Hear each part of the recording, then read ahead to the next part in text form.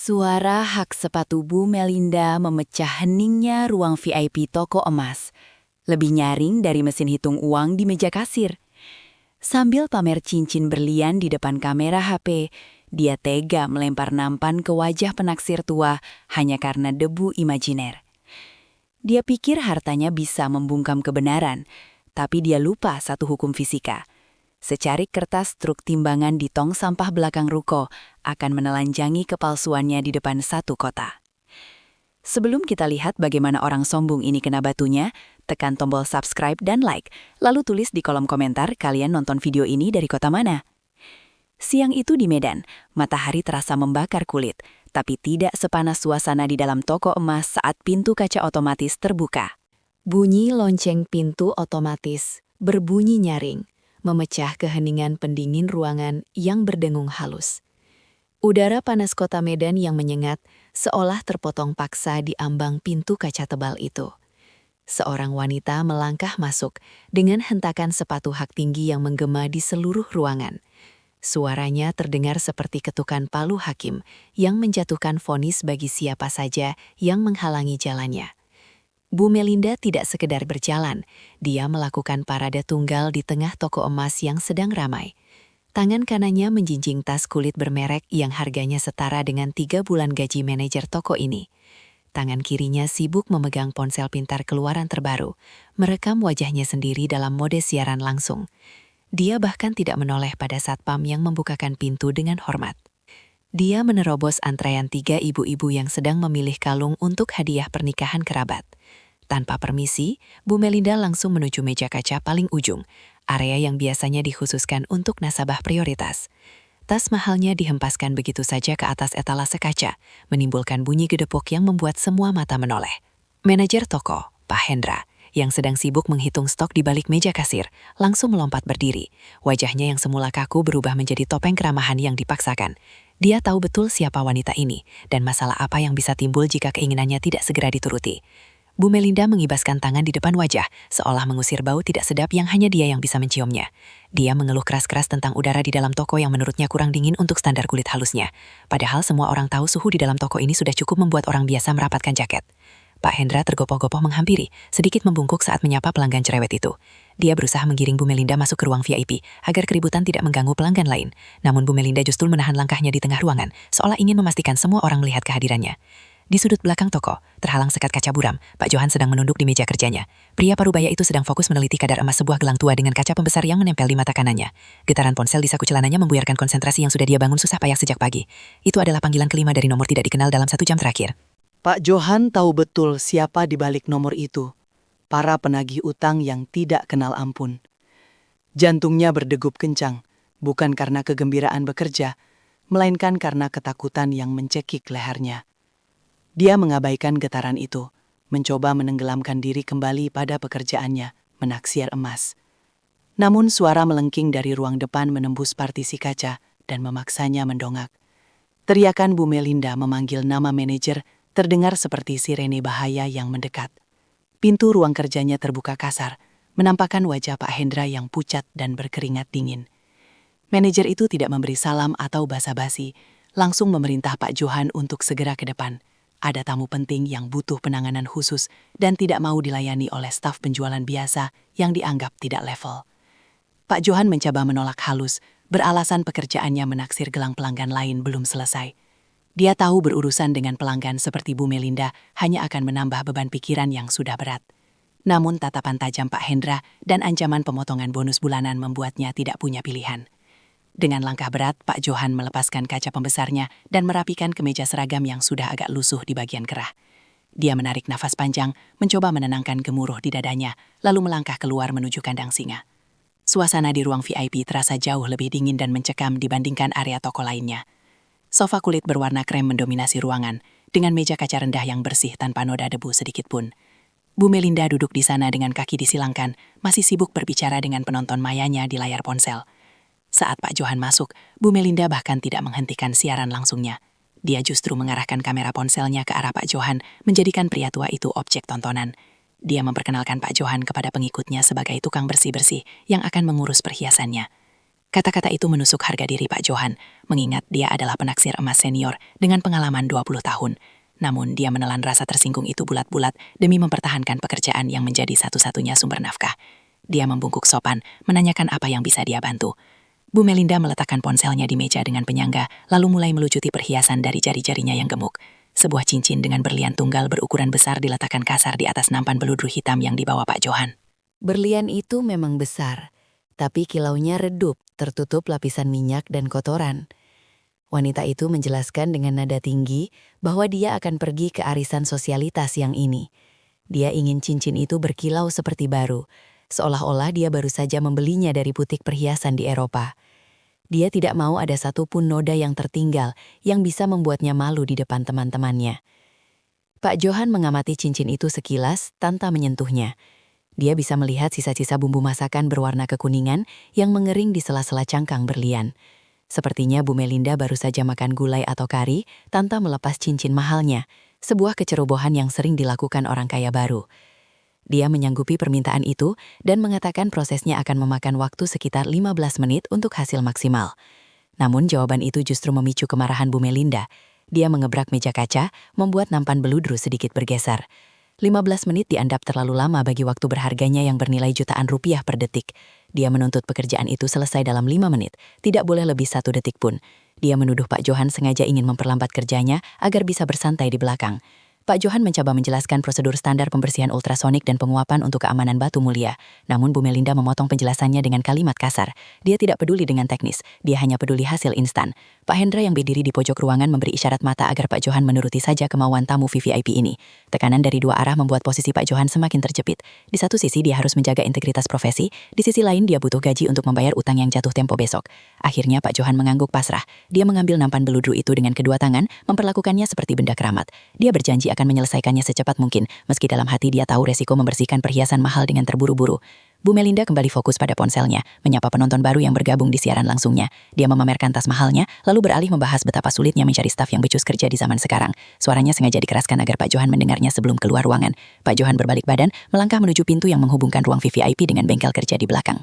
Punggungnya terasa panas, seolah tatapan merendahkan Bu Melinda membakar kulitnya menembus kain seragam.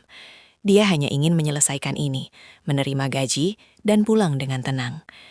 Namun baru saja dia menyentuh gagang pintu, suara Bu Melinda kembali meledak. Kali ini nadanya bukan lagi merendahkan, melainkan penuh kecurigaan yang tajam. Wanita itu bangkit dari duduknya, menunjuk punggung Pak Johan dengan jari telunjuk yang dihiasi kuku palsu panjang. Dia memerintahkan Pak Johan untuk berhenti di tempat. Matanya menyipit, menatap tangan Pak Johan yang memegang nampan. Dia merasa ada gerakan yang mencurigakan saat Pak Johan hendak membuka pintu, seolah pria tua itu menyembunyikan sesuatu. Suara langkah kaki Pak Johan terhenti seketika, digantikan oleh denging sunyi ruangan VIP yang tiba-tiba terasa mencekik. Dia menoleh perlahan, wajahnya menyiratkan kebingungan yang jujur. Dia bertanya pelan, apa ada yang salah, berharap ini hanya salah paham kecil. Bu Melinda melangkah maju, mendekatkan wajahnya yang penuh riasan ke wajah lelah Pak Johan. Aroma parfum mahal yang menyengat bercampur dengan bau napas orang yang sedang emosi. Dia mendesiskan ancaman, memperingatkan Pak Johan agar tidak main-main dengan barang miliknya. Dia menuntut agar pintu bengkel kerja dibiarkan terbuka lebar selama proses pembersihan. Dia ingin mengawasi setiap gerakan tangan Pak Johan dari tempat duduknya. Tidak boleh ada rahasia, tidak boleh ada gerakan tangan di bawah meja, dan tidak boleh ada 1 detik pun cincin itu lepas dari pandangannya. Pak Johan mengangguk kaku, membuka pintu lebar-lebar dan mengganjalnya dengan kotak sampah kecil. Dia berjalan masuk ke ruang patri, menyalakan lampu kerja yang benderang. Dari ruang VIP, Bu Melinda duduk mengawasi seperti elang yang siap menyambar mangsa, sementara kamera ponselnya kini diarahkan lurus ke punggung Pak Johan. "Ingat ya Pak Tua," seru Bu Melinda, suaranya menggema hingga ke ruang patri. "Kalau sampai cincin itu lecet sedikit saja, atau kilaunya beda pas balik nanti, saya pastikan kamu busuk di penjara." Dengungan mesin pembersih ultrasonik memenuhi ruang patri yang sempit. Suaranya seperti tawon raksasa yang marah di dalam kotak logam. Pak Johan mencelupkan cincin berlian itu ke dalam cairan kimia yang bergetar hebat, menciptakan ribuan gelembung mikro yang meletup-letup. Bau amonia yang tajam langsung menusuk hidung, aroma yang sudah menjadi teman setianya selama 20 tahun terakhir. Namun kali ini, bau itu terasa mencekik lehernya sendiri, seolah paru-parunya menolak untuk bernafas dengan wajar. Tangannya yang biasanya stabil, kini sedikit gemetar saat memegang pinset baja tahan karat. Keringat dingin mengalir dari pelipis, turun melewati kerutan di pipi, dan hampir menetes ke meja kerja jika dia tidak segera menyekanya dengan lengan baju. Dari sudut matanya, dia bisa melihat sosok Bu Melinda yang duduk di sofa ruang VIP, matanya tajam mengawasi lewat pintu yang terbuka lebar. Wanita itu seperti sipir penjara yang menunggu narapidana melakukan satu kesalahan kecil saja untuk dijatuhi hukuman mati. Pak Johan menarik nafas panjang, mencoba memblokir suara celotehan Bu Melinda yang masih sibuk menyapa penonton mayanya. Dia harus fokus pada tugas di hadapannya, pada kotoran minyak gula yang membandel di sela-sela cangkang emas putih itu. Dia tahu betul karakter berlian, batu terkeras di bumi yang ironisnya sangat mudah kotor oleh minyak alami kulit manusia. Tugasnya sederhana secara teknis, namun beban psikologisnya hari ini terasa lebih berat daripada mengangkat bongkahan emas batangan. Mesin penguap atau steamer mendesis tajam saat Pak Johan menginjak pedal di lantai, menyemburkan uap panas bertekanan tinggi ke arah cincin. Suara desis itu, memutus dominasi suara Bu Melinda sejenak, membuat wanita itu terlonjak kaget di kursinya. Uap panas itu merontokkan sisa-sisa sabun dan lemak yang sudah dilunakkan oleh mesin getar sebelumnya. Seketika itu juga, batu yang tadinya kusam tertutup lapisan minyak kini mulai memancarkan kilau aslinya yang menyilaukan mata. Dia mengangkat cincin itu tinggi-tinggi di bawah lampu kerja halogen, memeriksanya sekali lagi dengan mata telanjang. Bersih, bening, dan berkilau tajam tanpa satupun noda tersisa. Seharusnya pelanggan akan senang melihat perhiasannya kembali seperti baru keluar dari etalase toko. Pak Johan mengambil kain lap mikrofiber khusus, mengeringkan sisa uap air dengan gerakan lembut namun cekatan. Waktu 5 menit yang diberikan terasa seperti bom waktu yang detiknya terus berkurang cepat.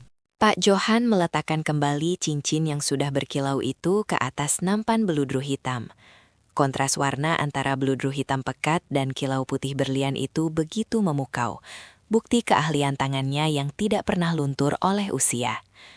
Dia merapikan sedikit letak cincin itu agar terlihat presentabel, sebuah kebiasaan lama yang sulit dihilangkan.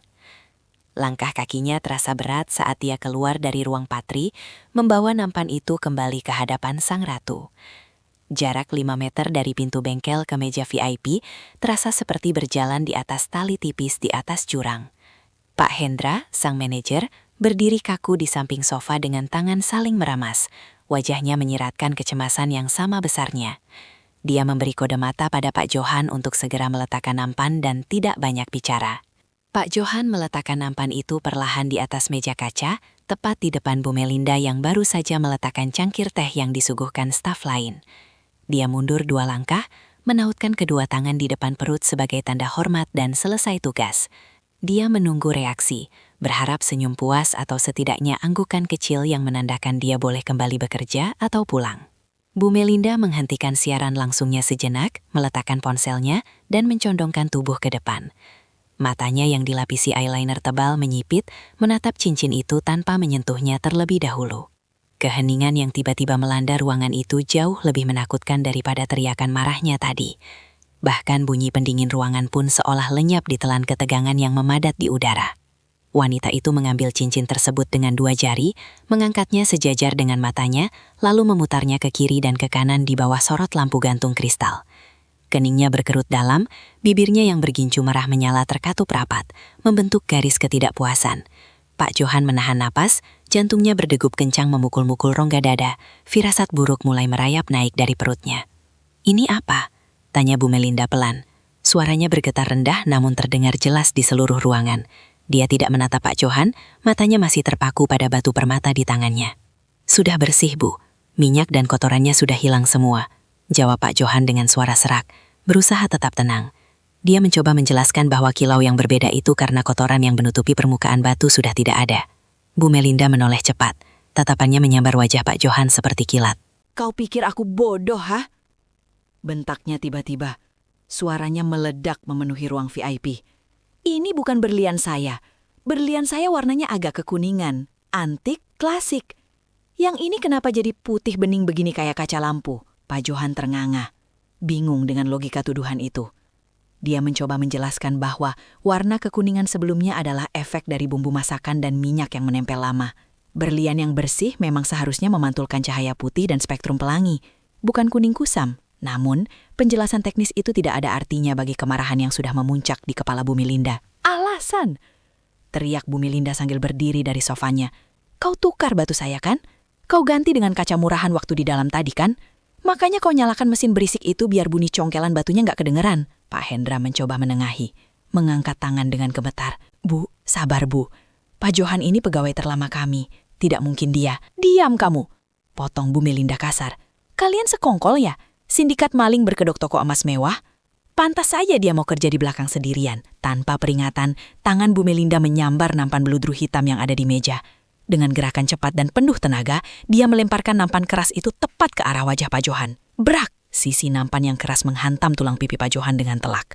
Rasa perih dan panas langsung menjalar, disusul rasa pusing yang membuatnya terhuyung ke belakang. Nampan itu jatuh berkaleng-kaleng ke lantai, menimbulkan bunyi gaduh yang mengerikan. Beberapa pelanggan di area luar toko menjerit kaget. Satpam di depan pintu terlonjak siaga, namun ragu untuk masuk ke area VIP. Pak Johan memegangi pipinya yang mulai membengkak merah. Matanya berkaca-kaca. Bukan karena sakit fisik, melainkan karena rasa malu yang menghancurkan jiwanya. Di usianya yang sudah senja, diperlakukan seperti pencuri rendahan di depan atasan dan rekan kerjanya adalah pukulan yang jauh lebih menyakitkan daripada hantaman benda apapun. Bu Melinda tidak berhenti di situ. Dia meludahi lantai tepat di dekat sepatu kets Pak Johan yang sudah usang. Napasnya memburu, dadanya naik turun menahan amarah yang meledak-ledak.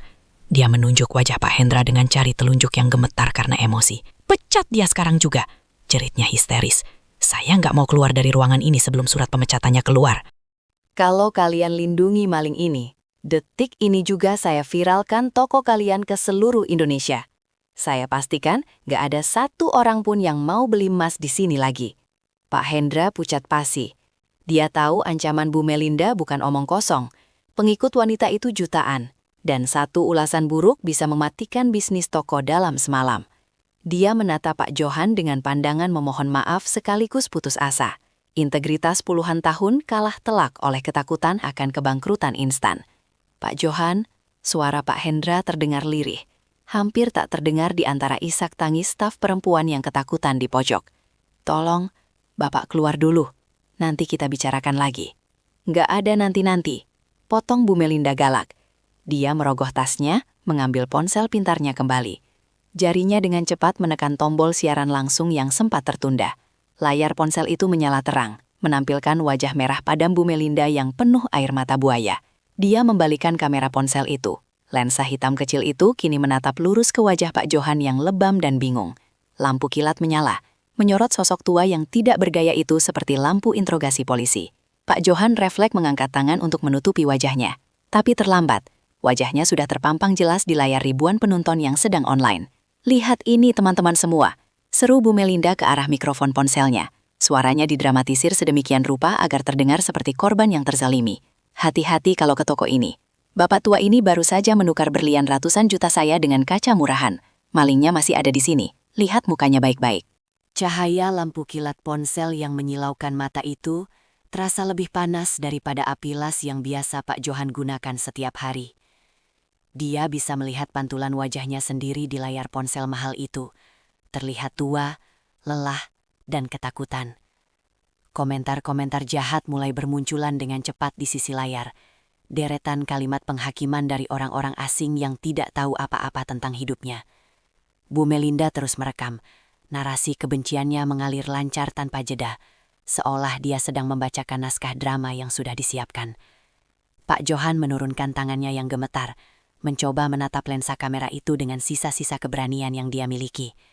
Dia tahu, dia tidak boleh terlihat seperti penjahat yang sedang bersembunyi. Dia harus membuktikan bahwa tuduhan itu salah, bahwa tangan kasarnya tidak pernah mengambil satu butir debu emas pun yang bukan haknya. Dengan suara serak yang dipaksakan agar terdengar tegas, dia menantang Bu Melinda untuk membuktikan tuduhannya sekarang juga. Periksa saya, Bu. Periksa seluruh badan saya kalau Ibu tidak percaya. Ucap Pak Johan sambil merentangkan kedua tangannya lebar-lebar. Tawaran itu justru membuat senyum sinis mengembang di bibir berginju merah Bu Melinda. Dia menurunkan ponselnya sedikit tapi tidak mematikan siaran langsungnya. Matanya berkilat licik, seolah baru saja mendapat ide mainan baru yang lebih menyenangkan. Dia menoleh ke arah satpam yang berdiri ragu di ambang pintu kaca, lalu menjentikkan jarinya memerintah. Bagus, Pak Satpam, sini kamu. Geledah orang tua ini sampai ke celana dalamnya. Perintah Bu Melinda lantang.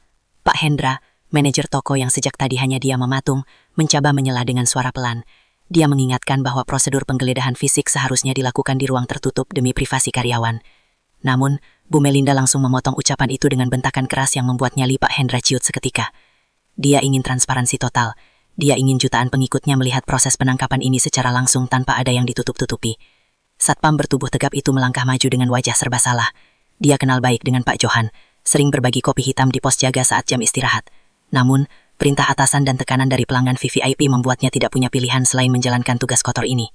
Dia menggumamkan kata maaf pelan, saat tangannya mulai meraba saku kemeja seragam Pak Johan. Tangan satpam yang kasar dan berbau rokok itu mulai memeriksa setiap inci pakaian Pak Johan di depan semua orang.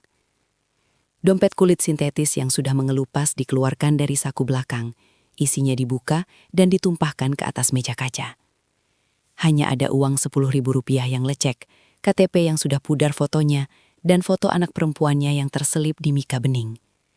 Tidak ada berlian, tidak ada batu mulia. Bu Melinda mendengus meremehkan melihat isi dompet yang menyedihkan itu, tapi dia belum puas. Dia menyuruh satpam untuk memeriksa lebih teliti, menyuruh Pak Johan membalikkan saku celananya keluar. Pak Johan menurut, menarik kain kantong celana bahan hitamnya hingga menjuntai keluar seperti lidah anjing yang kelelahan. Hanya ada serpihan tembakau dan bon belanjaan minimarket yang jatuh ke lantai keramik. "Sepatunya! Buka sepatunya!" teriak Bu Melinda tidak sabar. Pak Johan membungkuk susah payah, tulang punggungnya yang encok nyeri memprotes gerakan tiba-tiba itu. Dia melepas sepatu ketsnya yang solnya sudah tipis sebelah.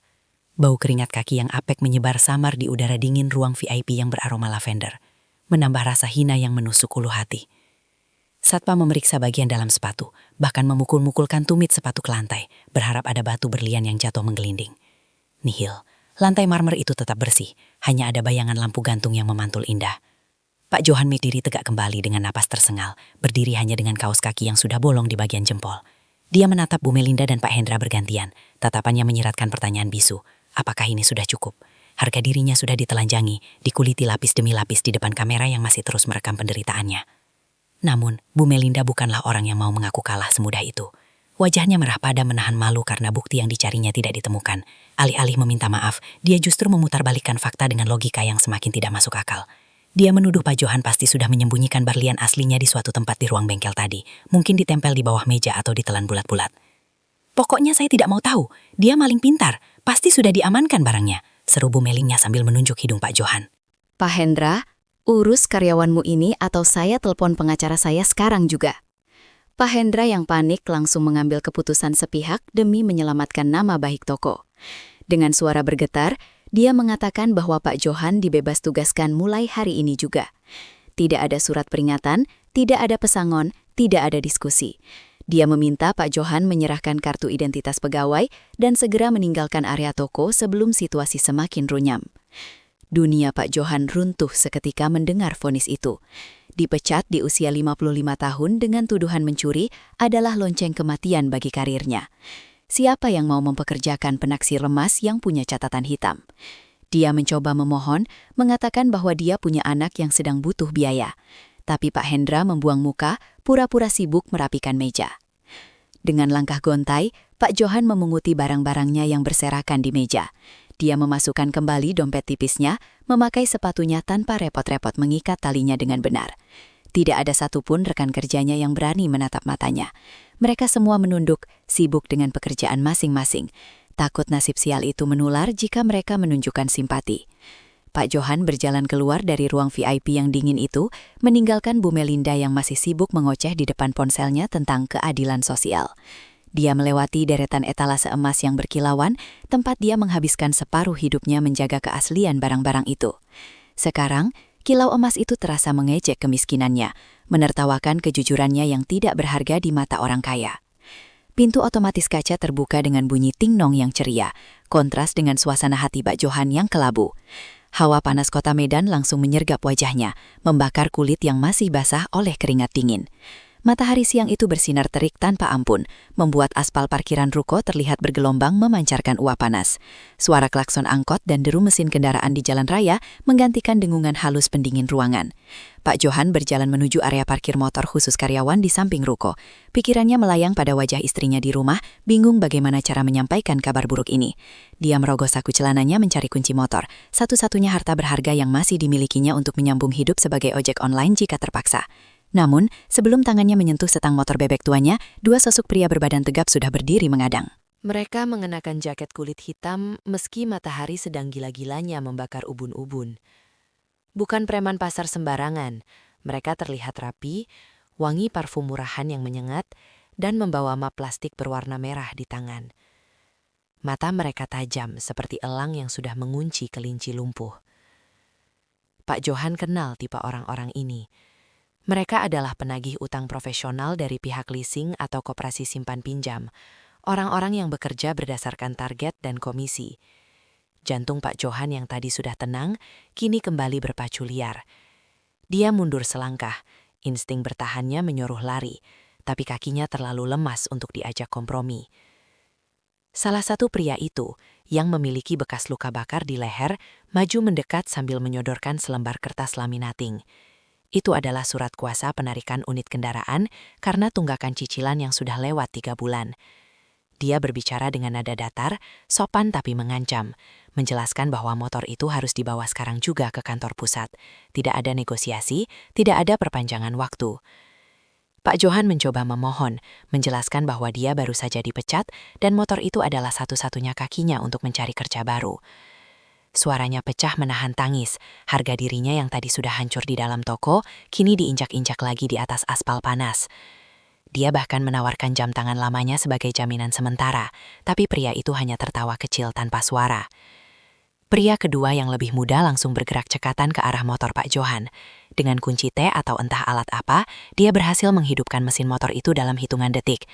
Suara knalpot motor yang batuk-batuk terdengar menyedihkan, seolah ikut menangis harus berpisah dari tuannya yang setia merawatnya selama 5 tahun.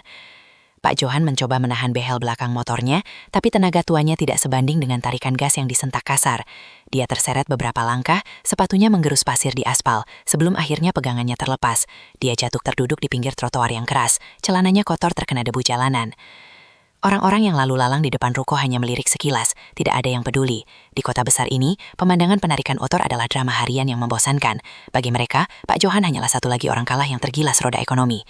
Pak Johan menatap punggung penagih utang yang menjauh membawa motornya, menghilang di tikungan jalan yang padat. Matahari semakin terik menyengat kulit kepalanya yang mulai membotak. Dia meraba saku celananya lagi, memastikan setidaknya dia masih punya uang 10.000 tadi untuk naik angkot pulang. Saat itulah ponsel di sakunya bergetar panjang, bukan panggilan telepon biasa. Itu adalah notifikasi pesan masuk dari tetangganya yang mengirimkan sebuah tautan video. Dengan tangan gemetar, dia membuka pesan itu. Video siaran langsung Bu Melinda tadi sudah dibagikan ribuan kali, dan wajah Pak Johan terpampang jelas di thumbnail video dengan judul huruf kapital merah menyala. Modus penipuan tukang cuci emas tertangkap basah. Pak Johan merasa dunianya berputar. Trotoar di bawahnya seolah runtuh menelannya ke dalam kegelapan. Dia tidak hanya kehilangan pekerjaan dan kendaraan, tapi sekarang wajahnya sudah menjadi simbol kejahatan di seluruh kota. Dia tidak tahu bagaimana harus pulang, tidak tahu bagaimana harus menatap wajah anak istrinya nanti. Di seberang jalan, seorang tukang parkir liar meniup peluitnya nyaring, membuyarkan lamunan Pak Johan. Dia harus bergerak, dia tidak bisa mati mematung di sini. Dengan sisa tenaga terakhir, dia menyeret kakinya berjalan menyusuri trotoar panas, tanpa tujuan, tanpa harapan, hanya berjalan menjauhi toko emas yang kini terasa seperti neraka ber-AC. Namun, langkahnya terhenti ketika melihat sebuah mobil mewah berhenti mendadak di depan lobi toko emas tadi. Pintu belakang mobil itu terbuka, dan seorang wanita keluar dengan terburu-buru. Wajahnya pucat pasi dan matanya sembab. Itu adalah istri Pak Johan, Bu Marni, yang entah bagaimana bisa sampai di sini secepat itu. Bu Marni berlari kecil menghampiri satpam toko, bertanya dengan suara histeris tentang keberadaan suaminya. Dia memegang ponsel yang menampilkan video viral itu, air matanya tumpah membasahi layar kaca. Pak Johan ingin memanggil, ingin berteriak bahwa dia ada di sini, di seberang jalan, tapi suaranya tercekat di tenggorokan.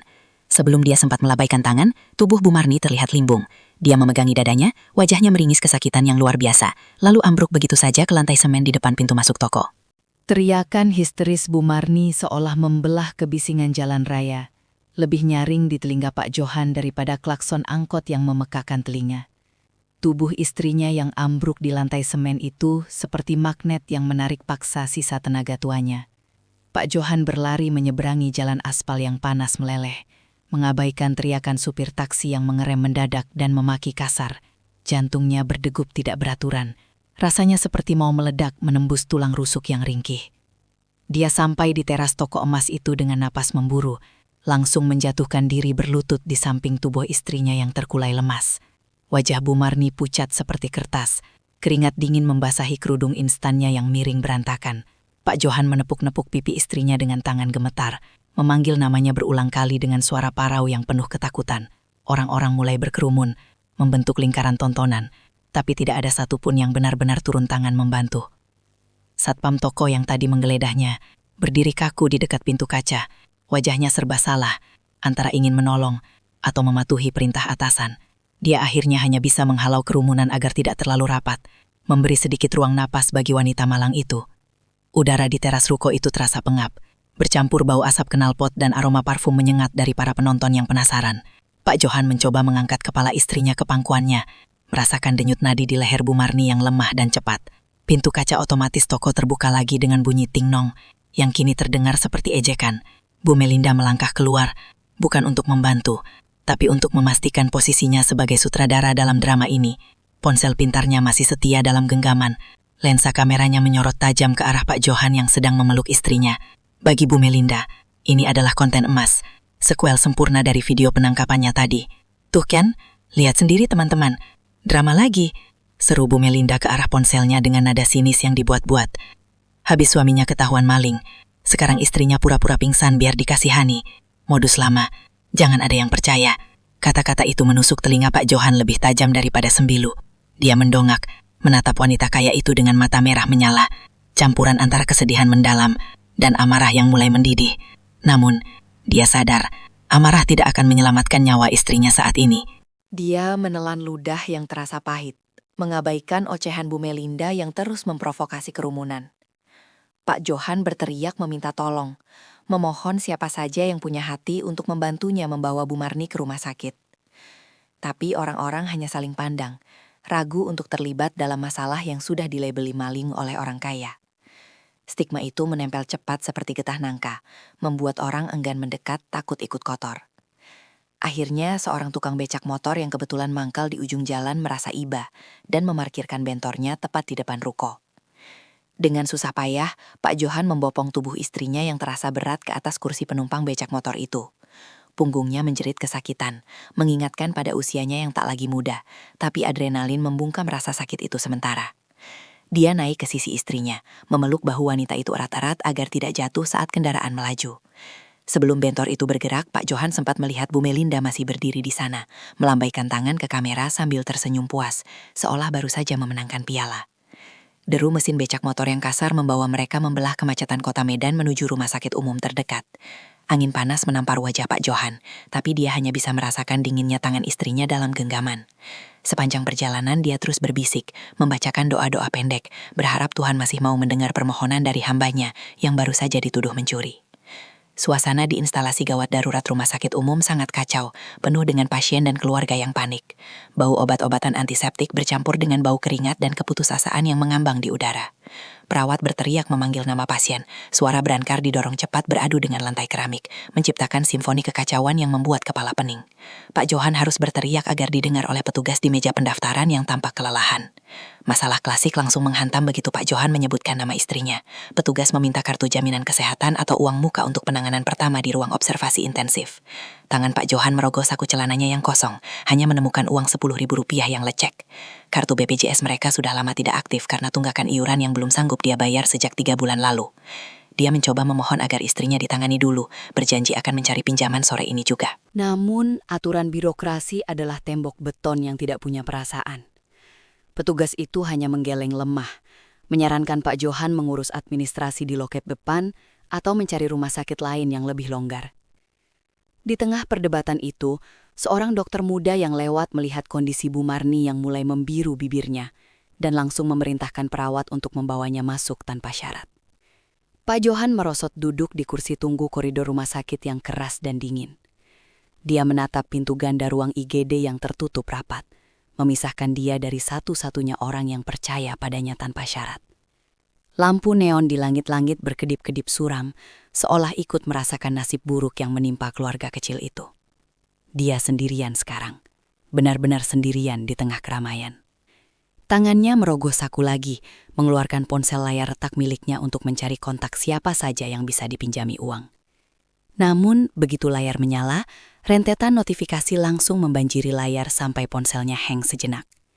Ratusan pesan WhatsApp masuk dari nomor-nomor yang tidak dikenal, juga dari tetangga dan kerabat jauh.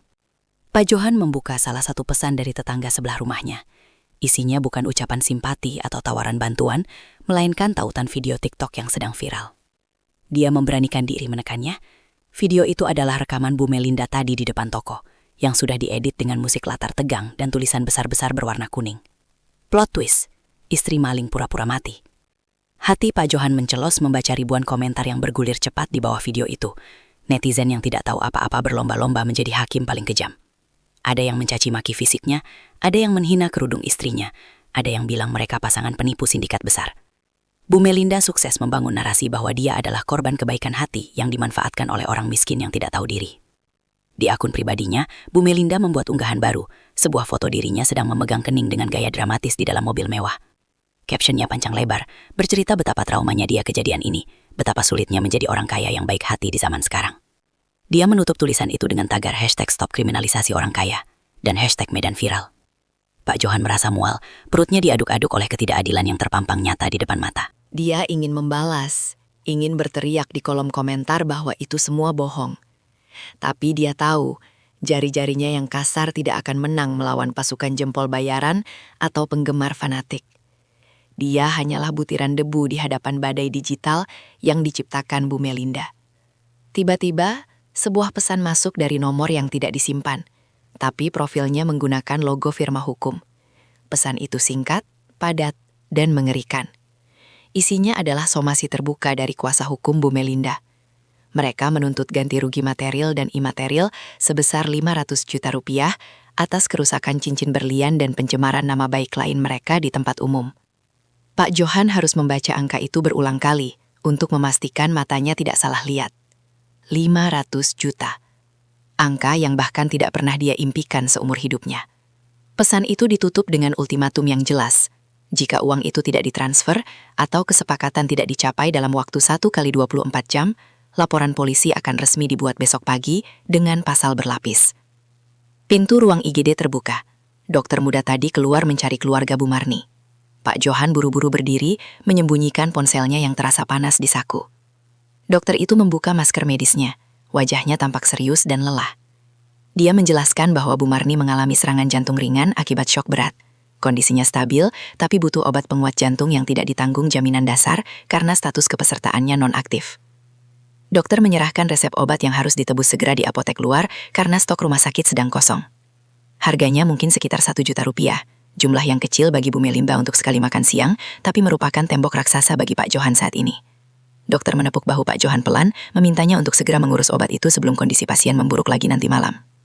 Pak Johan berdiri mematung di koridor rumah sakit yang bising, memegang resep dokter di tangan kanan dan ponsel berisi ancaman tuntutan 500 juta di saku kiri. Dia terjepit di antara dua tebing curam.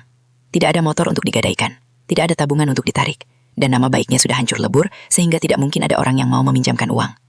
Dia berjalan gontai menuju pintu keluar rumah sakit, melewati deretan pedagang asongan yang menjajakan tisu dan air mineral. Matahari sore mulai condong ke barat, tapi panasnya masih menyengat. Pak Johan menatap langit jingga yang kusam, tertutup polusi. Merasa Tuhan sedang menguji batas kewarasannya. Di kepalanya terngiang-ngiang suara tawa Bu Melinda dan bunyi mesin detak jantung istrinya. Bersahut-sahutan seperti orkestra kematian. Dia butuh keajaiban, atau setidaknya celah kecil untuk bernapas. Tapi logika dunia nyata tidak bekerja dengan keajaiban. Dia harus mencari bukti. Satu-satunya jalan keluar dari jerat fitnah ini adalah membuktikan bahwa berlian itu tidak pernah dia tukar. Ingatannya melayang kembali ke momen di ruang patri tadi. Mencoba memutar ulang setiap detik kejadian. Apa yang dia lewatkan? Apa yang luput dari perhatiannya saat di bawah tekanan? Langkah kakinya terhenti di dekat bak sampah besar di samping gerbang rumah sakit. Bau busuk sampah mengingatkannya pada sesuatu. Bukan sampah medis di sini, tapi sampah di toko emas tadi. Dia teringat kebiasaan lamanya yang selalu membuang struk timbangan gagal atau error ke tempat sampah khusus di bawah meja kerjanya. Sebuah ide gila, senekat orang yang sudah tidak punya apa-apa untuk dipertaruhkan, mulai tumbuh di benaknya. Jika dia tidak bisa melawan dengan uang atau kata-kata di media sosial, dia harus melawan dengan data. Dan data itu, sekecil apapun, mungkin masih terkubur di sana, menunggu untuk ditemukan sebelum truk sampah kota datang mengangkutnya malam ini. Pak Johan meremas kertas resep di tangannya, berjanji dalam hati pada istrinya yang terbaring lemah. Dia akan menebus obat itu, tapi dia harus membersihkan namanya dulu agar bisa mencari uang dengan halal. Dia tidak akan membiarkan Bu Melinda menang hanya karena dia kaya. Namun baru saja dia melangkah keluar gerbang, sebuah mobil sedan hitam mewah berhenti tepat di depannya, menghalangi jalan. Kaca jendela belakang turun perlahan, menampilkan wajah pengacara Bu Melinda yang dingin dan tanpa ekspresi, menyodorkan sebuah map coklat. Tanda tangani surat pengakuan ini sekarang, dan Bu Melinda akan melupakan tuntutan 500 juta itu. Ucap pengacara itu datar, atau Bapak pilih lihat istri Bapak mati perlahan sambil menunggu suaminya di penjara. Saat Pak Johan hendak mencari celah bukti, pengacara Bu Melinda mencegatnya di gerbang rumah sakit dan memaksa tanda tangan surat pengakuan palsu dengan ancaman penjara. Map coklat itu tersodorkan di depan dada Pak Johan seperti sebuah vonis mati yang dibungkus rapi. Tangan pengacara yang memegangnya terlihat sangat halus, kontras dengan kulit tangan Pak Johan yang kasar dan penuh noda bahan kimia. Udara sejuk dari pendingin mobil mewah yang menyembur keluar lewat jendela terbuka terasa seperti angin surga yang menipu. Di dalam map itu, secari kertas putih menunggu tanda tangan yang akan mengakhiri penderitaan finansialnya, namun sekaligus mengubur harga dirinya selamanya. Pak Johan menatap mata pengacara muda itu, mencari setitik keraguan atau rasa bersalah, namun nihil. Pria di dalam mobil itu hanya melihat jam tangan mahalnya, seolah nyawa dan kehormatan Pak Johan hanyalah transaksi bisnis yang membuang waktu. Pilihan yang diberikan sangat sederhana dan brutal, mengaku salah demi menyelamatkan nyawa istri, atau bertahan pada kebenaran dengan resiko hancur lebur. Suara mesin mobil yang meneru halus seolah mendesaknya untuk segera mengambil keputusan. Pak Johan membayangkan wajah istrinya yang pucat di ruang IGD. Napasnya yang tersengal butuh obat mahal. Tanda tangan ini bisa membeli obat itu. Tanda tangan ini bisa menghentikan teror netizen. Dia hanya perlu menelan ludah, membuang egonya, dan menjadi maling di atas kertas demi keselamatan keluarganya. Tangannya bergerak perlahan menyentuh ujung map itu. Getaran halus dari kertas tebal itu merambat ke ujung jarinya. Namun saat dia hendak meraih pulpen yang disodorkan, bayangan wajah anaknya yang sedang kuliah di luar kota melintas di benaknya. Apa yang akan dirasakan putrinya jika tahu ayahnya mengaku sebagai pencuri? Uang bisa dicari, obat bisa diusahakan dengan cara lain, tapi jejak digital pengakuan dosa ini akan abadi. Anaknya akan selamanya menyandang status anak maling. Pak Johan menarik tangannya kembali seolah tersengat listrik. Dia menggeleng lemah namun tegas. Dia tidak bisa melakukannya. Mengaku sama saja dengan membunuh jiwa istrinya yang selama ini bangga punya suami jujur. Dia lebih baik mati berjuang mencari kebenaran daripada hidup nyaman di atas bangkai kebohongan. Saya tidak mencuri, ucap Pak Johan lirih. Suaranya serak tapi tidak lagi bergetar. Dan saya tidak akan tanda tangan surat iblis ini. Pengacara itu mendengus pelan, menaikkan alisnya dengan ekspresi meremehkan. Dia tidak marah, hanya terlihat bosan menghadapi orang miskin yang masih punya idealisme. Tanpa mengucapkan sepatah kata pun, dia menarik kembali map itu dan menekan tombol power window. Kaca mobil hitam itu naik perlahan, menutup akses Pak Johan ke dunia orang kaya, memisahkan nasib mereka dengan dinding kaca kedap suara. Mobil sedan itu melaju pergi, meninggalkan debu jalanan yang menerpa wajah Pak Johan. Dia berdiri sendirian di pinggir jalan yang bising, merasa kerdil, namun anehnya sedikit lebih ringan. Dia sudah menolak jalan pintas. Sekarang dia harus mencari jalan keluar yang sebenarnya. Dan jalan itu harus dimulai dengan data, bukan emosi. Pak Johan berjalan menjauh dari gerbang rumah sakit, mencari tempat yang agak sepi di bawah pohon mahoni tua di seberang jalan. Dia duduk di akar pohon yang menonjol, mengeluarkan ponselnya yang layarnya retak 1000. Dia harus melihat musuhnya dengan jelas. Dia membuka kembali video viral Bu Melinda, tapi kali ini bukan untuk membaca komentar yang menyakitkan. Dia mengaktifkan mode layar penuh, menekan tombol jeda tepat pada detik ke-10, saat Bu Melinda memamerkan cincin itu di bawah lampu sorot toko. Gambar di layar retak itu memang tidak sempurna, tapi mata tua Pak Johan sudah terlatih puluhan tahun membedakan kilau batu mulia. Dia memperbesar gambar itu sampai pecah-pecah, fokus pada pantulan cahaya di permukaan batu berlian yang dipermasalahkan. Ada sesuatu yang mengganjal naluri profesionalnya sejak tadi, sesuatu yang terlewatkan karena kepanikan di ruang VIP. Berlian asli memiliki indeks bias yang unik, memantulkan cahaya dalam spektrum abu-abu dan biru yang tajam, yang sering disebut sebagai api. Namun, batu di layar ponselnya itu memantulkan cahaya yang terlalu meriah, terlalu banyak warna pelangi yang menyebar, terutama warna oranye dan ungu yang dominan. Pak Johan melepas kacamatanya, mengelap lensa tebal itu dengan ujung baju seragamnya yang kotor. Kebiasaan lamanya saat sedang berpikir keras muncul kembali. Dia memakai kacamata itu lagi, menatap layar lebih dekat. Kilau itu terlalu kaca, terlalu bening, terlalu tembus pandang, seolah tidak ada kedalaman di dalamnya. Itu ciri khas kubik zirkonia atau batu sintetis murahan, bukan berlian Eropa yang diklaim Bu Melinda. Sebuah ingatan teknis tiba-tiba menyentak kepalanya. Timbangan. Setiap kali menerima barang servis, prosedur standar toko mewajibkan penaksir untuk menimbang barang dalam kondisi apapun, kotor atau bersih, sebelum mengerjakan apa-apa. Tadi siang, di tengah teriakan dan tekanan Bu Melinda, tangan Pak Johan secara otomatis melakukan prosedur itu. Dia meletakkan cincin kotor itu di atas timbangan digital presisi di meja kerjanya sebelum mencelupkannya ke cairan kimia. Angka itu. Dia ingat sekilas melihat angka merah di layar timbangan digital berkedip. Dia tidak sempat mencatatnya di buku besar karena diburu waktu, tapi mesin timbangan itu punya fitur autoprint. Mesin itu selalu mencetak struk kecil setiap kali beban stabil, sebuah fitur untuk mencegah sengketa berat emas. Pak Johan memukul keningnya sendiri. Bodoh, kenapa dia baru ingat sekarang? Kertas struk itu pasti keluar secara otomatis. Dan karena panik dimarahi Bu Melinda, dia pasti merobeknya dan membuangnya begitu saja ke tempat sampah kecil di bawah meja Patri, bercampur dengan tisu bekas lap kimia. Struk itu adalah kunci segalanya. Di sana tertera berat cincin sebelum dicuci. Jika dia bisa membuktikan berat cincin itu tidak wajar sejak awal, atau jika dia bisa menimbang ulang cincin itu sekarang dan beratnya berbeda drastis, dia punya bukti forensik. Tapi cincin itu ada di tangan Bu Melinda. Harapan satu-satunya adalah data berat awal di struk itu.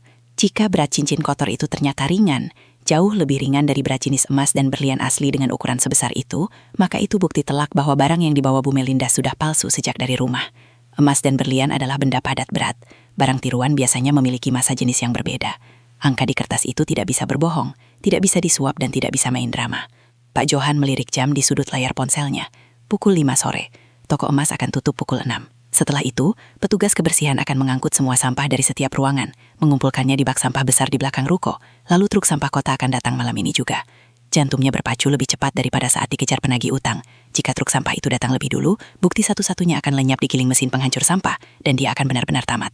Dia harus kembali ke kandang singa, tapi dia tidak bisa masuk lewat pintu depan. Wajahnya sudah ditandai satpam, dan kehadirannya hanya akan memicu keributan yang membuatnya ditangkap polisi sebelum sempat bicara.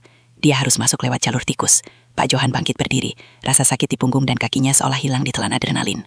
Dia berlari kecil menusuri trotoar, tidak menuju ke arah depan ruko, melainkan memutar ke jalan belakang blok pertokoan mewah itu. Kawasan belakang ruko adalah dunia yang berbeda 180 derajat dari kemewahan di depan. Jalanan di belakang sempit, becek, dan berbau busuk. Dinding-dinding ruko bagian belakang tidak berlapis marmer, melainkan beton kusam yang penuh lumut dan coretan vandal. Pipa-pipa pembuangan air AC meneteskan air terus-menerus, menciptakan genangan abadi yang hitam pekat. Disinilah dapur sesungguhnya dari kemewahan kota Medan. Pak Johan berjalan mengendap-endap di antara tumpukan kardus bekas dan peti kayu. Matanya awas memperhatikan setiap pintu besi belakang ruko. Dia menghitung urutan bangunan dari ujung jalan. Bank, butik baju, restoran, lalu toko emas. Pintu besi belakang toko emas itu tertutup rapat, tapi ada celah ventilasi di bagian bawah. Di samping pintu itu berjejer 3 tong sampah besar berwarna biru. Itu adalah tempat pembuangan sementara sebelum diangkut ke depan jalan raya. Bau bahan kimia pembersih logam yang khas tercium samar dari salah satu tong, bercampur dengan bau sisa makan siang karyawan. Pak Johan mendekat dengan hati-hati. Dia tahu di balik pintu besi itu ada kamera CCTV, tapi area tong sampah ini adalah titik buta yang sering digunakan karyawan untuk merokok diam-diam. Dia berdoa semoga tidak ada orang di sana. Suasana mulai remang-remang karena matahari sudah turun, bayangan gedung-gedung tinggi memanjang menutupi gang sempit itu. Dia membuka tutup tong sampah pertama. Isinya hanya kardus-kardus pembungkus makanan styrofoam. Dia beralih ke tong kedua, kosong. Keringat dingin mulai menetes lagi. Jangan-jangan sampah ruang Patri belum dibuang keluar, atau lebih buruk, sudah diangkut. Pak Johan beralih ke tong ketiga yang paling ujung, yang kondisinya paling kotor. Dia membuka tutupnya perlahan agar tidak menimbulkan suara berisik. Bau amonia menyengat langsung menampar wajahnya. Itu baunya, bau cairan pembersih perhiasan. Di dalam tong itu terlihat tumpukan kantong plastik hitam yang diikat asal-asalan. Pak Johan tidak punya pilihan lain. Dia menggulung lengan ke mejanya lalu dengan nekat memanjat sisi tong sampah itu. Tubuhnya yang tua gemetar menahan beban saat dia menjatuhkan diri ke dalam lautan sampah. Kakinya mendarat di atas tumpukan lunak yang menjijikan. Sisa nasi basi, tulang ayam, dan kapas bekas poles emas menyambut kedatangannya. Dia tidak peduli. Dia mulai merobek satu persatu kantong plastik hitam itu dengan tangan telanjang. Matanya liar, mencari gumpalan kertas termal putih yang biasanya berukuran kecil, selebar 2 jari. Satu kantong terbuka, isinya hanya ampas kopi. Kantong kedua, isinya kertas-kertas administrasi kantor yang dicacah mesin. Pak Johan mulai panik. Napasnya memburu di ruang sempit tong sampah itu. Dia mengaduk-aduk lebih dalam, mengabaikan cairan lengket yang mulai merembes ke celana bahannya. Tiba-tiba, telinganya menangkap suara berat pintu besi ruko yang berderit terbuka. Krek. Suara itu datang dari jarak kurang dari 2 meter darinya. Cahaya lampu dari dalam toko menerobos keluar, membentuk persegi panjang terang di aspal gang yang gelap. Pak Johan membeku di dalam tong sampah, menahan napas sekuat tenaga. Dia bisa mendengar suara langkah sepatu bot berat melangkah keluar. Diikuti bunyi pemantik api rokok yang dinyalakan. Gila kali si ibu itu ya. Kasihan juga si Johan. Terdengar suara berat seorang pria berbicara. Itu suara Danu, petugas keamanan shift malam yang baru datang. Halah, maling ya maling bang. Gak usah dikasihani. Sahut suara lain yang lebih cempreng. Itu suara office boy yang bertugas membuang sampah. Pak Johan memejamkan mata, berdoa agar mereka tidak membuang sampah baru ke dalam tong tempat dia bersembunyi. Namun, nasib berkata lain. Langkah kaki mendekat, dan bayangan tubuh seseorang menutupi mulut tong sampah. Pak Johan mendongak, melihat siluet office boy itu mengangkat kantong plastik besar di atas kepala, siap menjatuhkannya tepat ke arah wajahnya. Pak Johan menolak tawaran damai pengacara, dan memilih lari untuk mencari bukti teknis. Berbekal ingatan tentang kilau batu yang aneh di foto, dan kebiasaan menimbang barang, dia yakin struk timbangan yang terbuang adalah kunci pembuktian berat asli cincin tersebut. Dia menyusup ke tong sampah di belakang ruko untuk mencari struk itu. Namun terjebak di dalam tong saat satpam dan petugas kebersihan keluar untuk merokok dan membuang sampah. Kantong plastik hitam yang berat itu meluncur jatuh dari tangan petugas kebersihan, menghantam bahu Pak Johan dengan suara gedebuk tumpul. Rasa nyeri menjalar cepat ke tulang selangkanya, tapi mulut Pak Johan terkunci rapat, seolah dilempar gembok. Bau sisa makanan basi dari kantong yang baru mendarat itu langsung menyeruak, berlomba dengan bau amonia yang sudah lebih dulu menyesakkan dada. Cairan hangat yang entah berasal dari kuah gulai atau sisa minuman menetes dari robekan plastik, merembes ke kemeja seragamnya yang kini sudah tak berbentuk. Pak Johan meringkuk seperti udang di dasar tong sampah, menahan nafas sampai paru-parunya terasa mau pecah. Di atas sana, bayangan kepala office boy masih terlihat, siluet hitam yang berlatar cahaya lampu pintu belakang. Pria muda itu menepuk-nepuk tangannya, membersihkan debu imajiner, lalu menyandarkan punggung ke dinding ruko dengan santai. Bunyi pemantik api sipo terdengar lagi. Cetek, fush. Diikuti aroma asap rokok kretek yang manis, namun menyesakan bagi orang yang sedang bersembunyi di lubang neraka. Danu, satpam yang bertugas jaga malam, ikut menyandar di dinding. Suara obrolan mereka terdengar menggema di lorong sempit itu, memantul-mantul di dinding beton lembab. Mereka membahas kejadian tadi siang dengan nada mengejek yang menyakitkan. Si office boy tertawa cekikikan menceritakan bagaimana wajah Pak Johan terlihat bodoh saat digeledah sampai ke celana dalam. Baginya, itu hiburan gratis di tengah pekerjaan yang membosankan. Namun, Danu terdengar lebih serius. Dia menceritakan keanehan yang dia lihat di area parkir tadi sore. Saat Bu Melinda sibuk memarahi manajer di dalam, suaminya justru terlihat menelpon seseorang dengan gelisah di balik tiang beton. Wajah suami kaya itu pucat, keringatnya bercucuran lebih banyak daripada kuli panggul pasar, padahal dia cuma berdiri diam. Danu curiga ada yang tidak beres dengan pasangan itu, tapi dia tidak berani berspekulasi lebih jauh karena takut kehilangan pekerjaan. Pak Johan mendengarkan setiap kata itu dengan telinga yang dipasang tajam. Informasi tentang suami Bu Melinda itu seperti potongan puzzle baru yang jatuh ke pangkuannya. Namun dia tidak bisa memikirkan itu sekarang. Oksigen di dalam tong sampah semakin menipis, digantikan oleh uap busuk yang membuat kepalanya pening. Kaki kanannya mulai kram karena tertekuk dalam posisi tidak wajar di antara tumpukan botol plastik keras. Setelah menghabiskan setengah batang rokok, office boy itu akhirnya membuang puntungnya ke lantai dan menginjaknya. Suara langkah kaki mereka terdengar menjauh, diikuti bunyi engsel pintu besi yang berkarat. Kiek! Blam! Pintu tertutup rapat, dan cahaya lampu yang tadi menerangi gang sempit itu lenyap seketika, menyisakan kegelapan yang pekat dan menakutkan. Pak Johan menunggu 10 detik lagi, memastikan tidak ada suara langkah kaki susulan. Sunyi. Hanya ada suara tetesan air AC dari lantai atas dan dari tikus yang mulai berani keluar mencari makan. Perlahan, dia mendorong kantong sampah yang menindih bahunya. Tubuhnya terasa lengket dan menjijikan. Setiap gerakan menghasilkan bunyi plok-plok dari cairan sampah yang menempel di pakaiannya. Dia menyalakan layar ponselnya yang retak, menggunakannya sebagai senter darurat. Cahaya redup itu menyapu pemandangan di sekitarnya yang mengerikan. Nasi basi yang sudah berjamur, tulang ayam yang dikerubuti semut, dan gumpalan kapas bekas poles emas yang menghitam. Pak Johan menelan rasa mual yang mendesak naik ke tenggorokan. Dia harus fokus. Tangannya mulai bekerja, mengaduk-aduk isi tong sampah itu dengan metode yang dia gunakan saat mencari butiran emas yang jatuh. Dia memilah sampah berdasarkan jenisnya. Plastik dipisahkan ke kiri, organik ke kanan. Dia mencari kertas. Apa saja yang berbahan kertas. Struk timbangan itu kecil, terbuat dari kertas termal tipis yang licin, dan mudah sekali terselip atau menempel pada benda lain yang basah. Menit demi menit berlalu dalam kesunyian yang mencekam. Jari-jari Pak Johan sudah hitam legam, kukunya dipenuhi kotoran yang mungkin tidak akan bisa hilang dicuci sabun biasa. Dia menemukan banyak kertas, bon makan siang, sobekan koran pembungkus gorengan, catatan stok barang yang salah tulis. Tapi bukan struk timbangan itu. Keputusasaan mulai merayap naik, dingin dan melumpuhkan. Bagaimana kalau struk itu sudah hancur terkena air? Bagaimana kalau dia salah ingat dan tidak membuangnya di sini?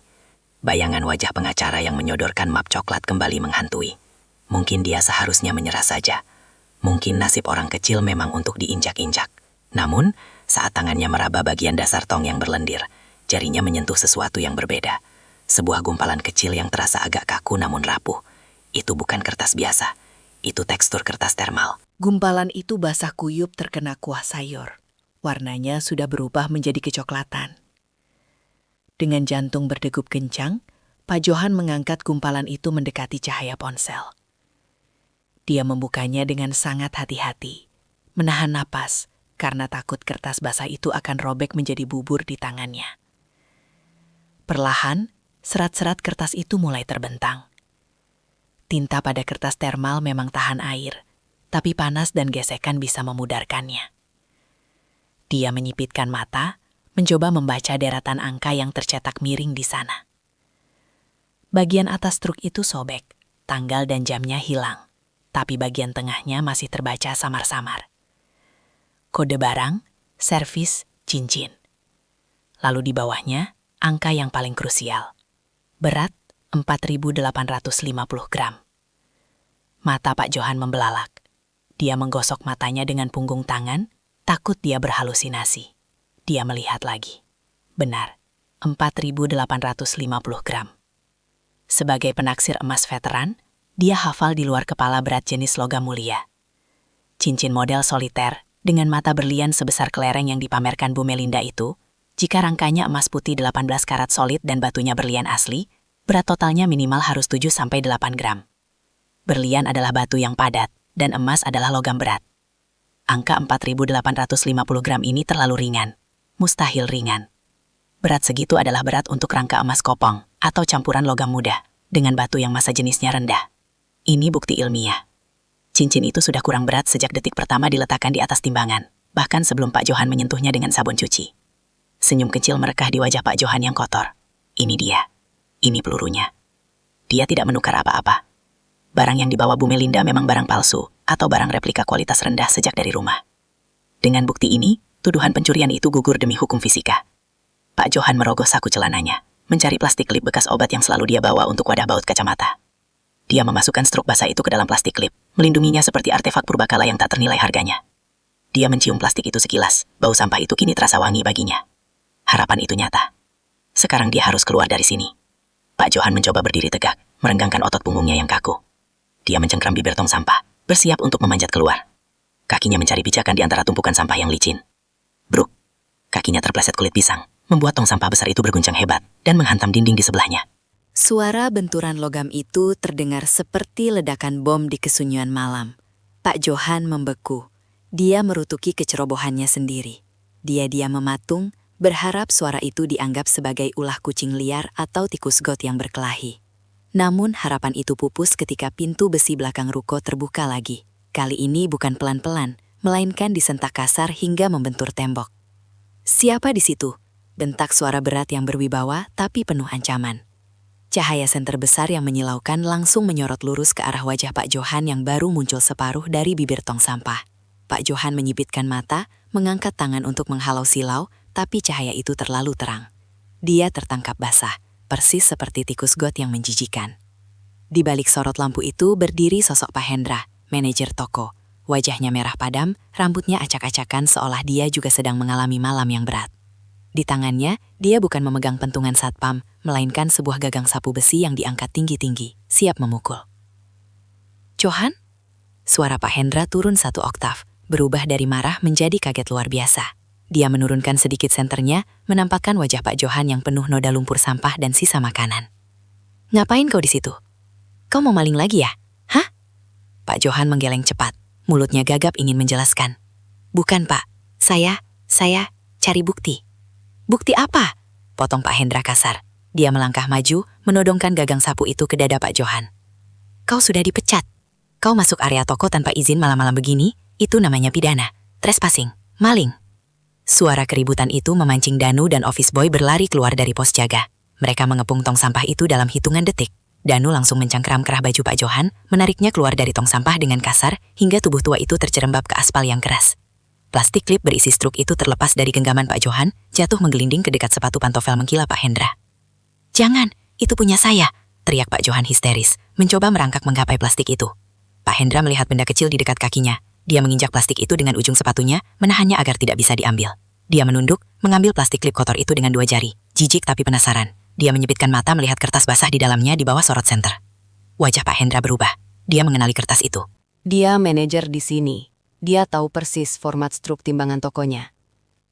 Matanya beralih menatap Pak Johan yang masih dipegangi Danu di aspal. Ada ketakutan baru yang muncul di mata manajer itu. Ketakutan yang berbeda dari sekedar menangkap maling. "Bawa dia ke dalam," perintah Pak Hendra dingin, sambil memasukkan plastik bukti itu ke saku celananya sendiri. "Jangan sampai ada orang lihat. Lewat pintu belakang." "Tapi Pak, kita panggil polisi aja langsung," tanya Danu bingung. "Ku bilang bawa masuk," bentak Pak Hendra, suaranya bergetar aneh. "Dan kamu Johan, kalau kau berani teriak, ku pastikan anak istrimu gak akan pernah lihat kau lagi." Pintu besi belakang toko emas itu dibanting menutup dengan suara dentuman keras yang membuat jantung serasa copot. Pak Johan diseret masuk seperti karung beras bocor, melewati lorong gudang yang sempit dan pengap. Danu, satpam yang tadi menangkapnya, mencengkram lengan atasnya begitu kuat, hingga kuku-kuku jari terasa menembus daging tua yang sudah kendur. Mereka tidak membawanya ke kantor polisi, melainkan melempar tubuh ringkihnya ke lantai keramik dingin di ruang istirahat karyawan yang berantakan. Pak Hendra masuk terakhir, mengunci pintu dari dalam, lalu berdiri menjulang di hadapan Pak Johan dengan napas memburu. Di tangannya, plastik klip berisi struk basah itu masih digenggam erat, seolah benda itu adalah granat aktif yang bisa meledak kapan saja. Lampu neon panjang di langit-langit berkedip suram, menciptakan bayangan panjang yang bergerak-gerak seperti hantu di dinding. Suara mesin pendingin minuman di pojok ruangan berdengung monoton, menjadi satu-satunya suara di tengah ketegangan yang mencekik. Manajer toko itu mondar-mandir dengan gelisah, mengacak-acak rambutnya yang sudah kusut. Dia terjebak dalam dilema besar. Di satu sisi, dia membenci Pak Johan yang dianggap pembawa sial, tapi di sisi lain, otak bisnisnya sedang berputar kencang mencerna temuan di tangannya. Dia menatap struk basah itu, lalu menatap Pak Johan yang masih terengah-engah di lantai sambil memegangi bahunya yang sakit. "Jelaskan," desis Pak Hendra tajam, suaranya bergetar menahan amarah dan ketakutan. "Kalau kau bohong sedikit saja, aku panggil polisi sekarang juga. Apa maksud angka di kertas sampah ini?" Pak Johan menarik napas panjang, mencoba menenangkan detak jantungnya yang berpacu liar. Dia tahu ini adalah satu-satunya kesempatan untuk membalikan keadaan. Dengan suara serak namun tegas, dia mulai menjelaskan logika matematika di balik angka 4.850 gram itu. Dia berbicara bukan sebagai terdakwa, melainkan sebagai ahli penaksir emas yang sedang memberi kuliah. Dia memaparkan fakta bahwa berlian asli adalah salah satu materi terpadat di bumi. Cincin dengan mata sebesar kelereng milik Bu Melinda, jika digabung dengan rangka emas 18 karat, seharusnya memiliki berat minimal 7 gram. Angka 4,8 gram itu adalah anomali fisika yang mustahil terjadi pada barang asli. Itu berat khas dari logam campuran murah atau perak yang disepuh, dengan batu sintetik yang massa jenisnya ringan seperti plastik kaca. Pak Hendra terdiam. Matanya menyipit menatap struk itu lagi. Dia mulai menghitung cepat di kepalanya. Jika cincin itu palsu sejak awal, berarti tokonya tidak bersalah.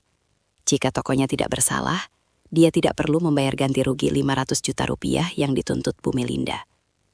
Kertas sampah yang dipegangnya ini bukan sekadar bukti ketidakbersalahan Pak Johan, tapi juga tiket keselamatan bagi karir dan keuangan toko ini. Wajah manajer itu perlahan berubah.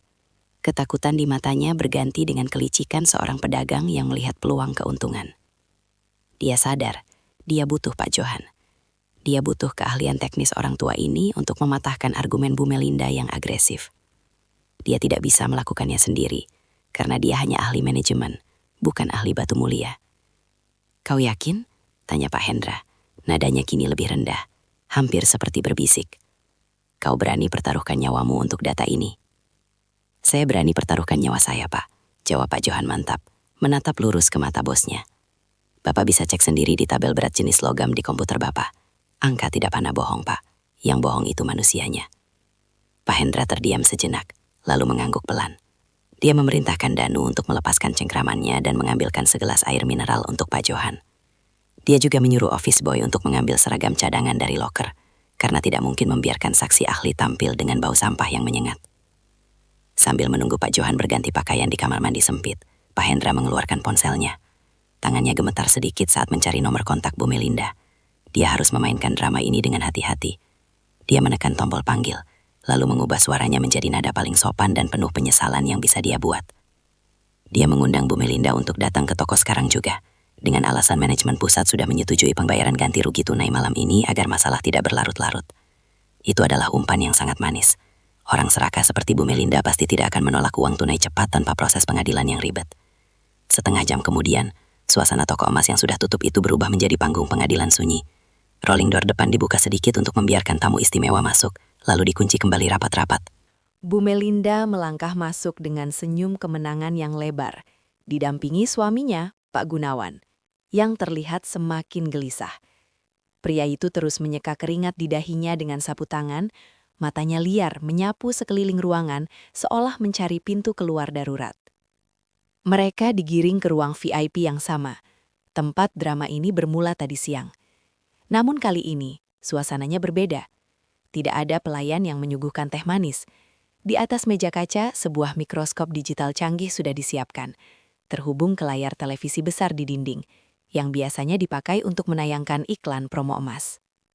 Pak Hendra menyambut mereka dengan wajah datar, mempersilahkan duduk. Bu Melinda langsung menodongkan telapak tangannya, meminta mana uang ganti ruginya.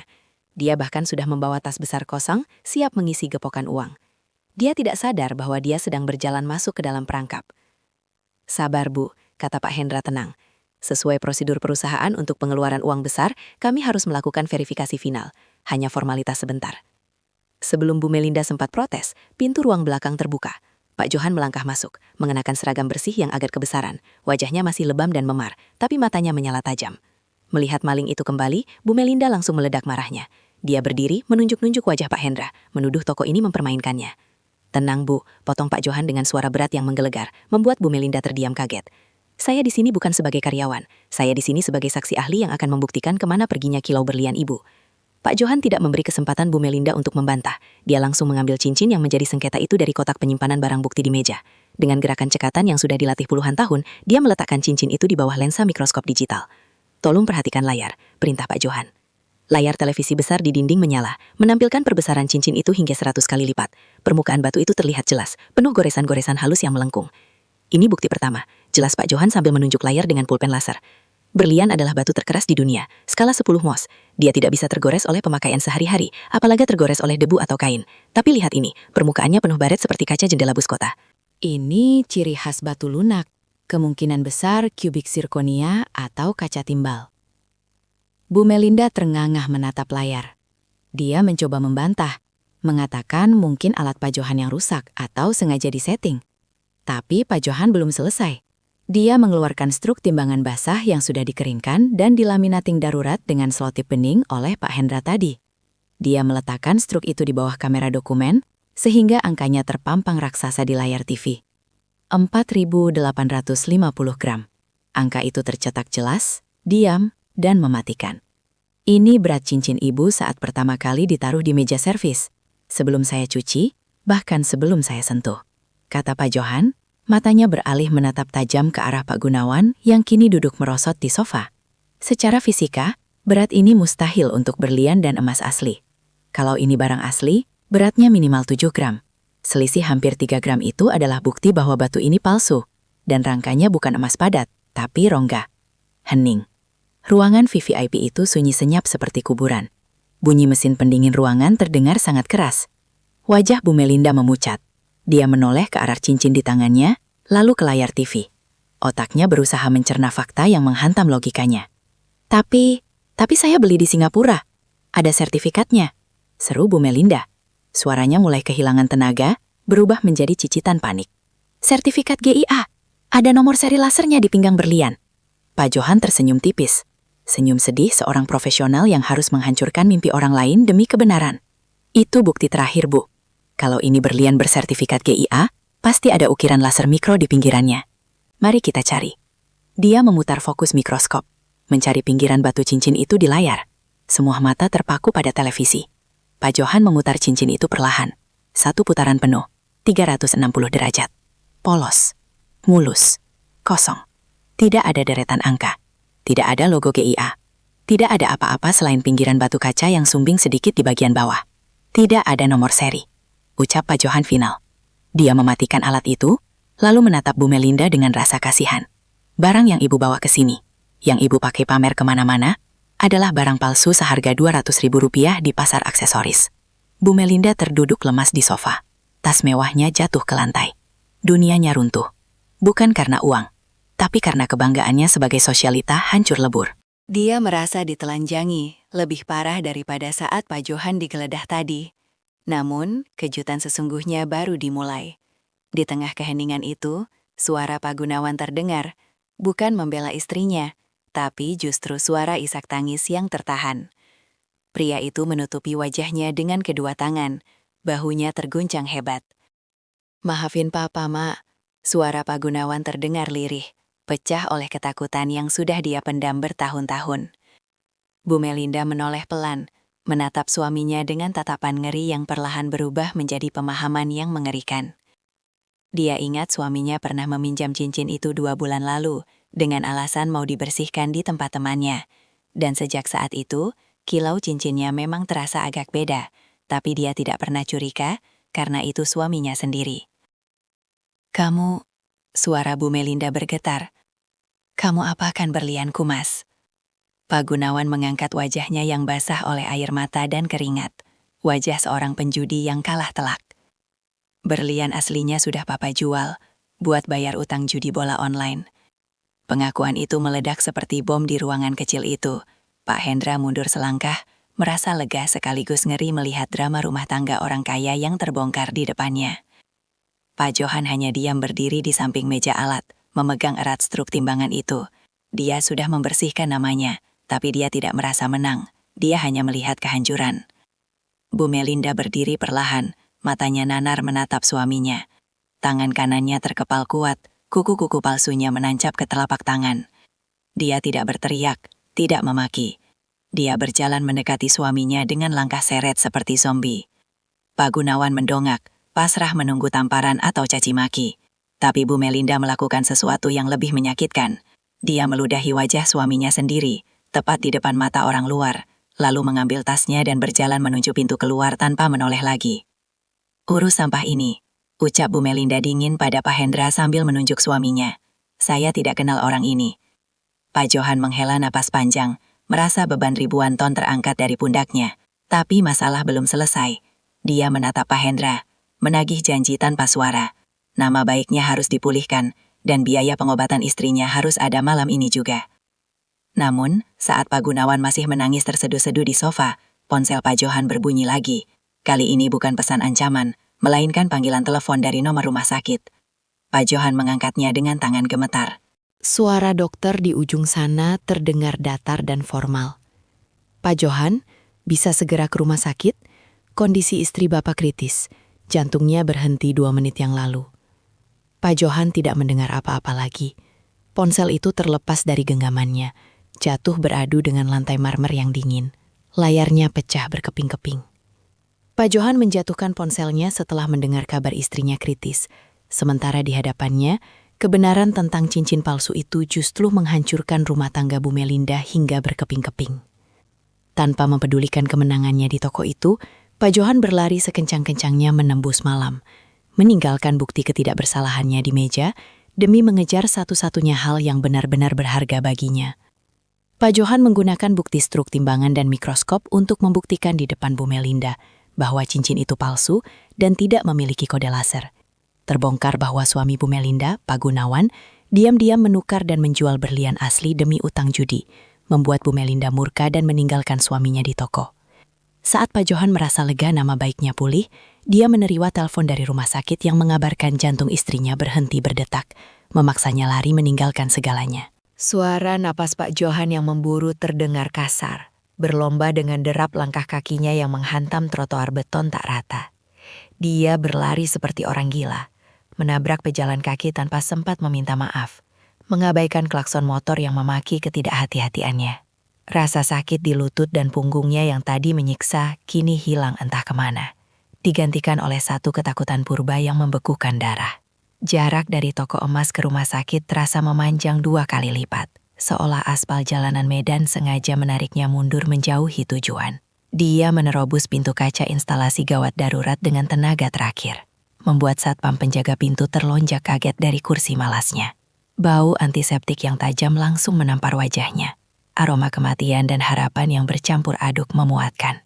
Matanya liar mencari sosok yang dikenalnya di antara hiruk-pikuk berangkar dorong dan perawat yang berlarian membawa tabung oksigen. Suara pip, pip, pip dari monitor detak jantung di berbagai sudut ruangan terdengar seperti bom waktu yang menghitung mundur sisa hidup istrinya. Di depan tirai hijau kumal di pojok ruangan, dokter muda yang tadi menelponnya berdiri dengan wajah tegang, memegang alat pacu jantung di tangannya yang terbungkus sarung tangan lateks. Pak Johan hendak menerjang masuk, tapi 2 perawat pria menahannya kuat-kuat di batas garis kuning lantai. Dia hanya bisa melihat sela-sela tirai yang tersingkap, melihat tubuh istrinya terguncang hebat saat aliran listrik dialirkan ke dada kurusnya. Isi daya, siat, kejut, perintah dokter itu tegas, suaranya menembus kebisingan IGD. Tubuh Bu Marni melenting sedikit di atas kasur busa tipis, lalu jatuh terkulai lemas kembali tanpa respon. Garis di monitor EKG masih datar, diiringi bunyi panjang, tet, yang menyayat hati. Pak Johan merosot ke lantai. Kakinya tidak sanggup lagi menopang berat badannya. Air mata tumpah tanpa suara membasahi pipinya yang kotor oleh debu sampah. Dia membisikkan nama istrinya berulang kali, memohon pada Tuhan untuk menukar nyawanya saja. Jangan nyawa wanita yang setia mendampinginya saat susah. Dokter itu tidak menyerah. Dia melakukan kompresi dada manual dengan ritme cepat. Keringat bercucuran di pelipisnya. 1 detik, 10 detik. 1 menit yang terasa seperti 1 abad berlalu dalam keheningan yang mencekam. Pak Johan menutup matanya, tidak sanggup melihat akhir dari perjuangan itu. Sampai tiba-tiba suara monitor berubah. Pip, pip. Bip. Irama itu lemah, tidak teratur, tapi ada.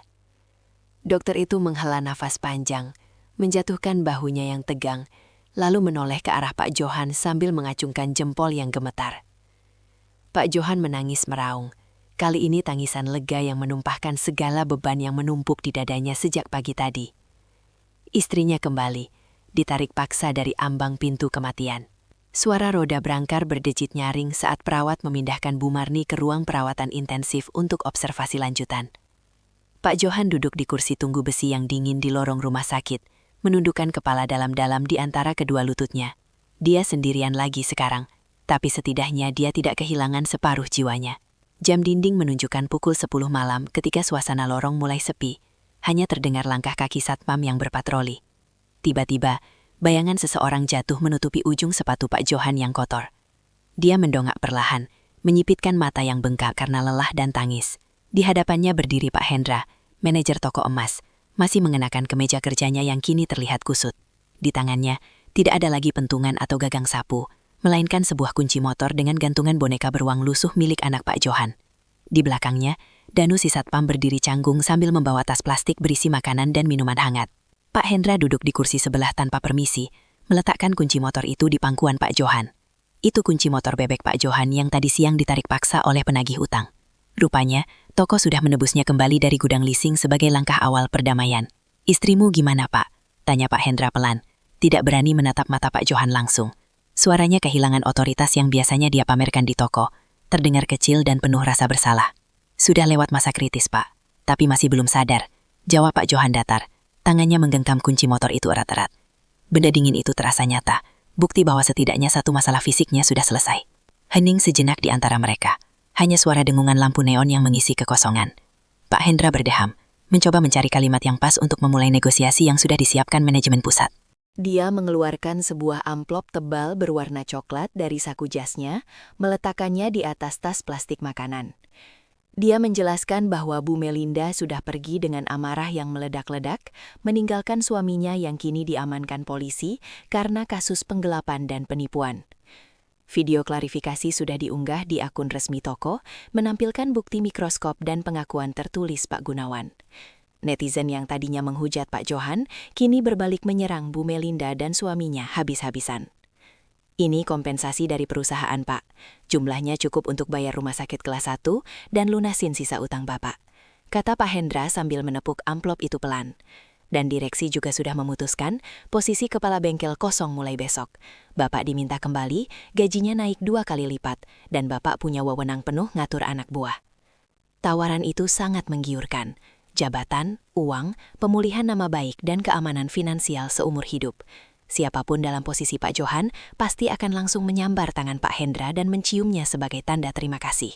Namun, Pak Johan hanya menatap amplop itu dengan pandangan kosong, seolah melihat tumpukan sampah yang baru saja dia gali tadi sore.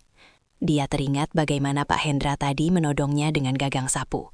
Dia teringat bagaimana tidak ada satupun rekan kerjanya yang membelanya saat dia dipermalukan. Dia teringat bagaimana sistem di tempat itu lebih memuja penampilan luar daripada kebenaran di dalam. Emas di toko itu memang berkilau, tapi hati orang-orang di dalamnya sudah lama berkarat. Pak Johan mengambil amplop coklat itu, merasakan ketebalannya. Uang ini adalah haknya, ganti rugi atas penderipaan batin yang nyaris membunuh istrinya. Dia akan menerimanya untuk membayar rumah sakit, itu realistis. Tapi tawaran kembali bekerja? Dia menggeleng pelan, meletakkan kunci motornya kembali ke saku, lalu menyerahkan kembali kartu identitas pegawainya yang lusuh kepada Pak Hendra. Manajer itu terbelalak kaget, tidak percaya dengan apa yang dilihatnya. Menolak jabatan kepala bengkel di toko emas terbesar di Medan adalah tindakan bunuh diri karir bagi orang seusia Pak Johan. "Saya ambil uang ganti ruginya untuk istri saya, Pak, tapi saya nggak bisa balik kerja di sana," ucap Pak Johan tenang. Suaranya tidak lagi bergetar ketakutan seperti tadi siang.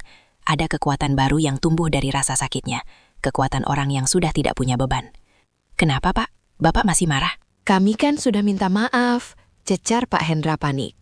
Dia takut dimarahi direksi jika gagal membawa pulang aset terbaik mereka. Pak Johan tersenyum tipis, membuka kacamatanya dan mengelapnya dengan ujung baju yang masih bau apak. "Emas murni itu nggak perlu tempat mewah buat bersinar, Pak. Kalau ditaruh di lumpur pun dia tetap emas. Tapi kalau kuningan disepuh emas, kena keringat sedikit saja langsung luntur. Saya sudah tua, Pak. Saya mau jadi emas murni saja di sisa umur saya, biar tenang tidurnya." Pak Hendra terdiam. Kata-kata sederhana itu menampar logikanya lebih keras daripada makian kasar. Dia menyadari bahwa dia baru saja kehilangan satu-satunya orang jujur di tokonya, dan tidak ada jumlah uang yang bisa membeli integritas itu kembali. Dia mengangguk pelan, menyalami tangan Pak Johan dengan hormat yang tulus untuk pertama kalinya, lalu berjalan pergi meninggalkan lorong rumah sakit dengan langkah gontai. Pagi harinya, matahari Medan bersinar terik seperti biasa, membakar sisa-sisa embun di dedaunan. Pak Johan mendorong kursi roda istrinya keluar dari lobi rumah sakit menuju parkiran. Bu Marni sudah sadar. Meski masih lemah, senyum tipis menghiasi wajahnya saat melihat motor bebek butut mereka sudah terparkir rapi.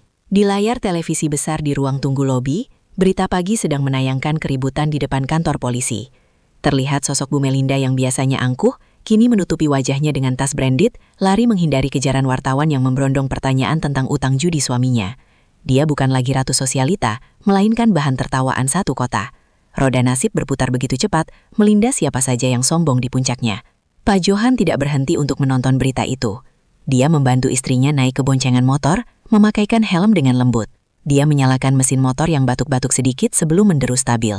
Tidak ada lagi seragam toko, tidak ada lagi ruang VIP dingin. Dia memacu motornya membelah kemacetan pagi, melewati ruko mewah tempatnya bekerja dulu tanpa menoleh sedikit pun. Di persimpangan jalan, dia melihat sebuah ruko kecil kosong bekas tukang pangkas rambut dengan tulisan disewakan. Sebuah ide melintas di kepalanya. Sederhana, kecil, tapi miliknya sendiri. Dia membayangkan sebuah meja kayu, satu set alat timbang, dan papan nama kecil dari triplek bertuliskan, Jasa Penaksir Emas Jujur, Pak Johan. Saat motornya berbelok menjauh, di spion dia melihat mobil mewah Bu Melinda mogok di pinggir jalan. Kap mesinnya berasap, sementara sang pemilik berdiri kebingungan di trotoar, tanpa ada satu orang pun yang mau berhenti menolongnya. Di rumah sakit, Pak Johan menyaksikan istrinya selamat dari masa kritis setelah jantungnya sempat berhenti. Sebuah momen yang menyadarkannya tentang prioritas hidup.